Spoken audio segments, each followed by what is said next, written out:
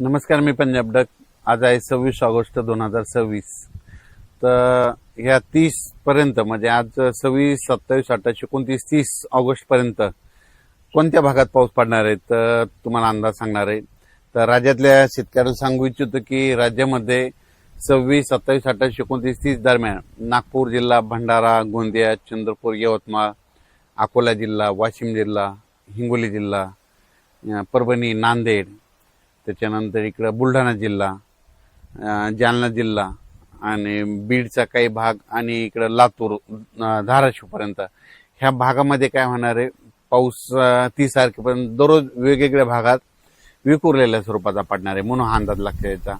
पण सगळ्यात जरा जास्त प्रमाण कुठं राहीन, फक्त विदर्भातच राहीन. मग ते कोणत्या राहीन, मध्य प्रदेश बॉर्डरचे जे जिल्हे तालुके येतं, मग बुलढाणा जिल्हा इकडं ते परिसर, बुलढाणा, अकोला, अमरावती, मोर्शी, अचलपूर, दर्यापूर, परतवाडा, वर्धा, नागपूर, भंडारा ह्या परिसरामध्ये थोडं जास्त प्रमाण राहणार आहे. पण त्याच्यानंतर इकडं परभणी जिल्ह्यात विखुरलेल्या स्वरूपाचा अर्ध्या तासाच्या, 10 मिनिटाच्या, 20 मिनिटाच्या ह्या 4 दिवसामध्ये वेगवेगळ्या भागात सरी पडतील. खूप काही मोठा पाऊस पडणार नाही म्हणून हा अंदाज सर्व शेतकऱ्यांनी परभणी जिल्ह्यात लक्षात घ्यायचा. बीड जिल्हा, लातूर जिल्हा, धाराशिव जिल्हा तिकडे देखील खूप काही मोठा राहणार नाही. आता सरीच येतील, अर्ध्या तासाच्या, 10 मिनिटाच्या राहतील म्हणून हे अंदाज लक्षात घ्यायचा. संभाजीनगर जिल्ह्यामध्ये इकडं याच्याकडं फुलंब्री, कन्नड ते सोयगाव पर्यंत त्या परिसरामध्ये तुरळक भागात पाऊस असणार आहे म्हणून अंदाज लक्षात घ्यायचा. त्याच्यानंतर ह्या 4 दिवसामध्ये इकडं चाळीसगाव, धुळे, नंदुरबार तिकडे देखील थोड्या सरी येतील म्हणून लक्षात घ्यायचं. आणि इगतपुरीकडे पाऊस पडत असल्यामुळे नाशिककडे सरी येत राहतील. कोकणपट्टी, घाटमाथ्यावरचा पाऊस ते जोराचा चालू राहील. कोल्हापूरकडे देखील सरी राहतील. सांगली जिल्ह्यात देखील आपल्या सरी येत राहतील. सोलापूर जिल्ह्यात देखील सरीत राहतील. मोठा काही पाऊस नसणार आहे. पुणे जिल्ह्यात देखील फक्त सरीच येतील, खूप काही मोठा पाऊस नसणार आहे म्हणून हा अंदाज लक्षात घ्यायचा. त्याचं झालं तर राज्यात असा सगळीकडे पडणारा, खूप मोठा पडणारा, ओढे नाले वाहणार तसा काही सध्या तरी ह्या ऑगस्टमध्ये पाऊस नाही.